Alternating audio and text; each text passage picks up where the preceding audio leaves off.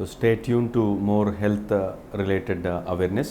This is Dr. Praveen Meredi, one of the orthopedic consultants working at Yashoda Hospital, Somajiguda.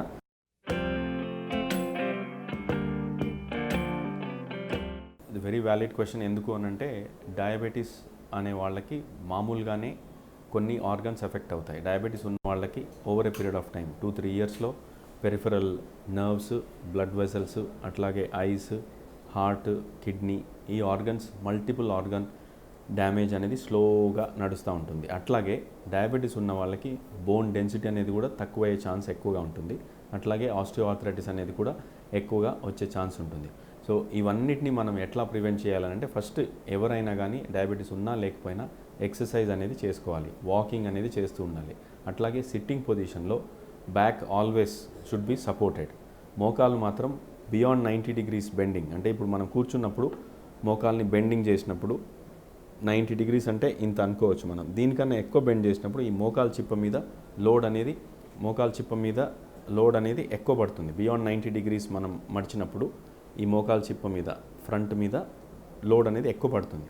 ఇట్లా పడినప్పుడు obviously strain అనేది joint పైన ఇంకా ఎక్కువ పడుతుంది. కాబట్టి దాన్ని మనము నెగ్లెక్ట్ చేయకుండా కాల్ని కొంచెం స్ట్రెచ్ చేసి దూరంగా పెట్టుకోవడము, మధ్య మధ్యలో ఇది మోకాలు అనుకుంటే దీన్ని ఇట్లా పైకి లేపి ఈ మజిల్ స్ట్రెంథనింగ్ ఎక్సర్సైజ్ చేసుకోవడము.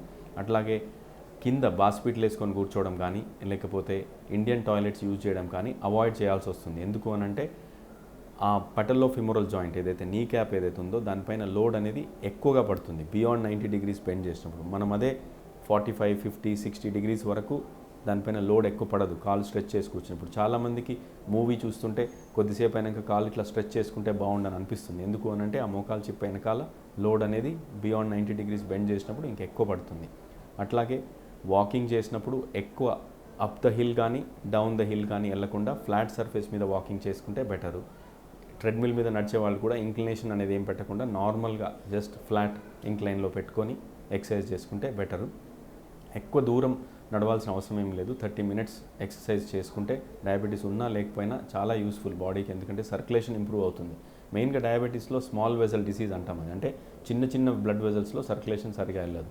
అప్పుడు నర్వ్స్కి కూడా over a period of time circulation సరిగా అందకుండా తిమ్మిర్లు రావడము, కాళ్ళల్లో, చేతులలో glove and stocking appearance, numbness అంటాం, ఇక్కడి నుంచి ఇక్కడికి నమ్నెస్ లాగా వస్తూ ఉంటాయి. సో ఇవన్నీ సిమ్టమ్స్ మనం అవాయిడ్ చేయడానికి ప్లస్ ఎక్సర్సైజ్ చేసుకోవడానికి, మోకాళ్ళు పైన లోడ్ ఎక్కువ పడకుండా ఉండడానికి మెట్లు ఎక్కడం దిగడము, కింద కూర్చోవడము తగ్గించుకుంటే బెటరు. అట్లాగే ఎక్సర్సైజ్, రెగ్యులర్ ఎక్సర్సైజ్ అనేది ఇంపార్టెంట్. చాలామంది కార్డియాలజిస్ట్ మీరు హార్ట్ కోసం ఎక్సర్సైజ్ చేయాలి అంటారు. అట్లాగే మోకాళ్ళ పైన లోడ్ ఎక్కువ పడకుండా చూసుకోవడానికి ఫ్లాట్ సర్ఫేస్ మీద నడిస్తే బెటర్. మెట్లు ఎక్కడం దిగడం కంపల్సరీ ఏం కాదు.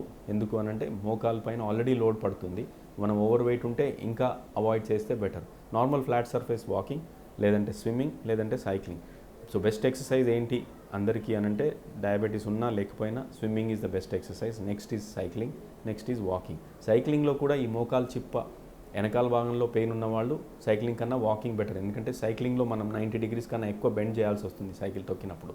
అది స్టేషనరీ సైకిల్ అయినా కానివ్వండి, బయట రోడ్ మీద బైసికల్ మీద వెళ్ళడం కానివ్వండి. సో ఇవి బియాండ్ 90 degrees బెండ్ చేయకుండా ఉంటే మోకాల పైన లోడ్ అనేది తక్కువ పడుతుంది.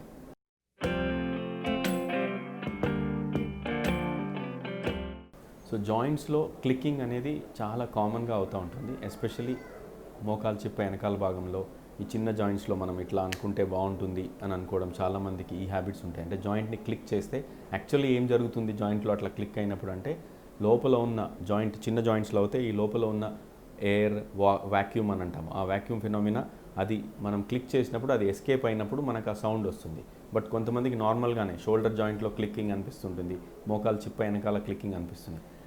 పెయిన్లెస్ క్లిక్కింగ్ అంటే ఉట్టి క్లిక్కింగ్ ఉంటే మనం దాని గురించి భయపడాల్సింది లేదు. బట్ క్లిక్కింగ్తో పాటు పెయిన్ ఉంది అంటే అప్పుడు తప్పకుండా మనం డాక్టర్ని కన్సల్ట్ చేసి చెక్ చేయించుకోవాలి. ఎస్పెషలీ షోల్డర్లో క్లిక్కింగ్ విత్ పెయిన్ ఉంది అంటే జాయింట్ ఏమన్నా సబ్లక్స్ అవుతుందా, అంటే పక్కకు తొలుగుతుందా, అట్లాగే మోకాలు చిప్ప వెనకాల కూడా అరుగుదల వల్ల వచ్చిందా, లేదంటే కార్టిలేజ్ చాలా వరకు అరిగిన తర్వాత క్లిక్కింగ్ ఎక్కువ అవుతుందా, లేకపోతే సబ్లక్సేషన్ నీ క్యాప్ ఇట్లా పక్కకు జరుగుతుందా అనేది ఇవి కారణాలు కామన్గా జాయింట్స్. బట్ మోకాల్లో కొంతమందికి లిగమెంట్ డ్యామేజ్ అయినప్పుడు కూడా ఇట్లా పక్కకు తొలగి క్లిక్కింగ్ లాగా అనిపిస్తుంది, లేకపోతే పటుత్వం లేనట్లు జాయింట్కి స్టేబుల్గా అనిపించకపోవడం ఉంటుంది. అట్లాంటిది ఇంజురీ తర్వాత ఎక్కువ అయ్యే ఛాన్స్ ఉంటుంది. చాలామంది మనకి ఇండియన్ లిగమెంట్స్ ఎంత ల్యాక్స్ ఉంటాయంటే బైక్ మించి ఇట్లా కింద పడ్డారంటే చాలు వాళ్ళ ఏసీఎల్ అనేది ఈజీగా డ్యామేజ్ అవుతుంది.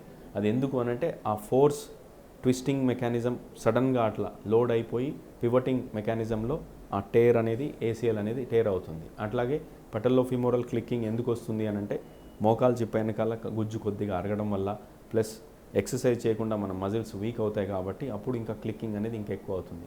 పెయిన్ లేదు, ఓన్లీ క్లిక్కింగ్ ఉంది అంటే దాని గురించి భయపడాల్సింది ఏమి లేదు. బట్ క్లిక్కింగ్తో పాటు పెయిన్ అసోసియేటెడ్ ఉంది అంటే తప్పకుండా ఒకసారి డాక్టర్ని కన్సల్ట్ చేసి ఎక్సర్సైజ్ అవి తీయించుకొని దాని correct treatment, mainly muscle strengthening exercise చేస్తే క్లిక్కింగ్ అనేది చాలా వరకు తగ్గుతుంది.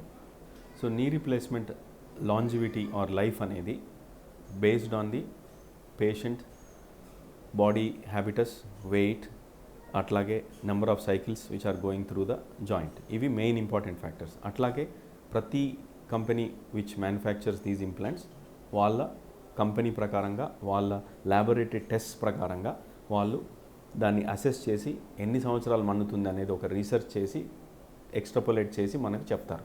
So most of the companies total knee replacement చేస్తే ఒక 15 to 20 years మినిమం వస్తుంది అని అంటారు. కొంతమంది ల్యాబొరేటరీ స్టడీస్ బేస్డ్ మీద 30 years వస్తుంది అని చెప్తారు. ఇవన్నీ మనం పేషెంట్లో అవే క్లినికల్ రిజల్ట్స్ తీసుకురావాలంటే చాలా కష్టం అవుతుంది. సో మోస్ట్ ఆఫ్ ద పేషెంట్స్కి సేమ్ అందరం మనం నీ రీప్లేస్మెంట్ చేసినప్పుడు 15 to 20 years అని మనం ఎక్స్ప్లెయిన్ చేస్తాము.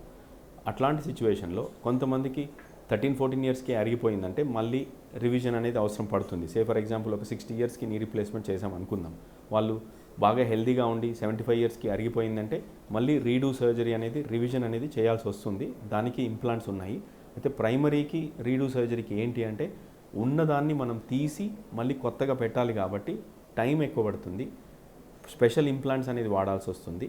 అట్లాగే బోన్ లాస్ అనేది ఎక్కువగా ఉంటుంది. ప్లస్ ఫంక్షన్ కూడా ఓవరాల్గా ప్రైమరీకి వచ్చినంత ఫంక్షన్ రివిజన్కి రాదు. ఎందుకు అనంటే జాయింట్ కొంచెం స్టిఫ్నెస్ అనేది ఉంటుంది.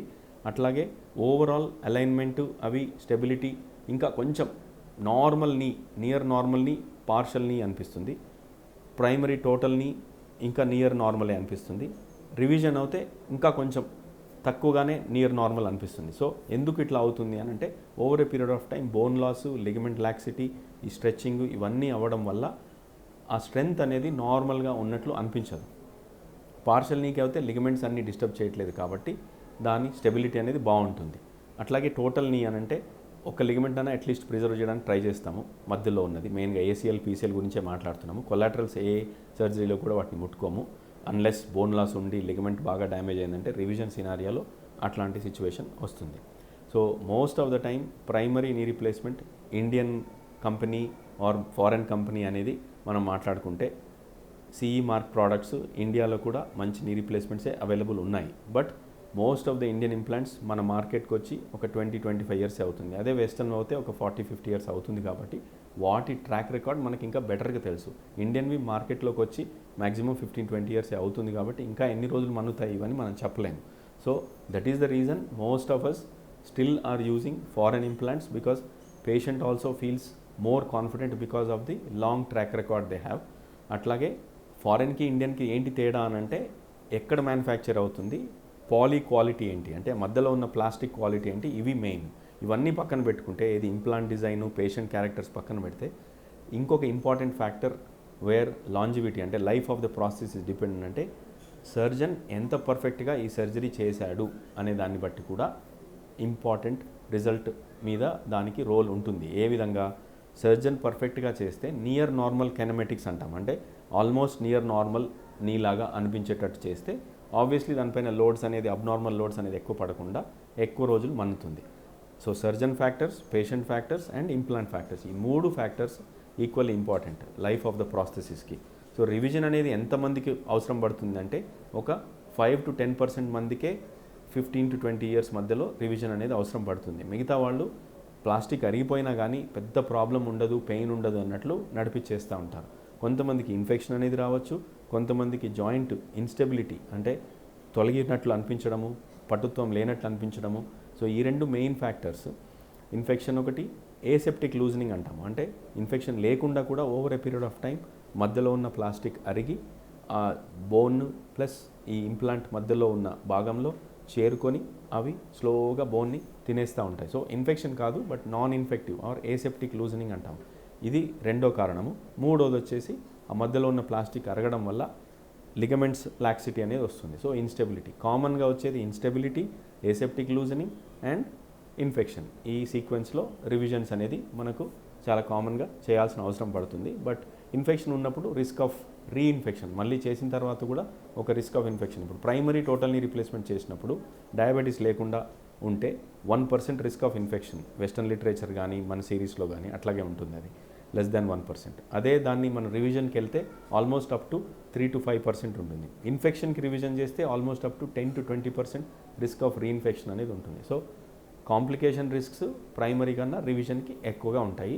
రిజల్ట్స్ కూడా ప్రైమరీ కన్నా రివిజన్కి, ఇప్పుడు primary totally replacement 85 to 90% patients సాటిస్ఫైడ్గా ఉంటారు. అదే రివిజన్లో అయితే 70 to 80% మాత్రమే సాటిస్ఫైడ్గా ఉంటారు. ఎందుకు అనంటే ఈ రీజన్స్, బోన్ లాస్ ఎక్కువ ఉండడం వల్ల, లిగమెంట్స్ కొంచెం స్ట్రెచ్ అవ్వడం వల్ల, ప్లస్ ఇన్ఫెక్షన్ వచ్చే ఛాన్స్ ఎక్కువ ఉంటుంది. కాబట్టి ఓవరాల్ రిజల్ట్స్ ప్రైమరీ కన్నా రివిజన్కి కొంచెం తక్కువగానే ఉంటాయి. But is it possible are not అంటే తప్పకుండా చేయొచ్చు. యంగర్ ఏజ్ గ్రూప్లో కూడా ప్రైమరీ చేయించుకోవచ్చు. ఎందుకంటే సఫర్ అవ్వడం కన్నా క్వాలిటీ ఆఫ్ లైఫ్ వస్తుంది, నడవగలుగుతారు.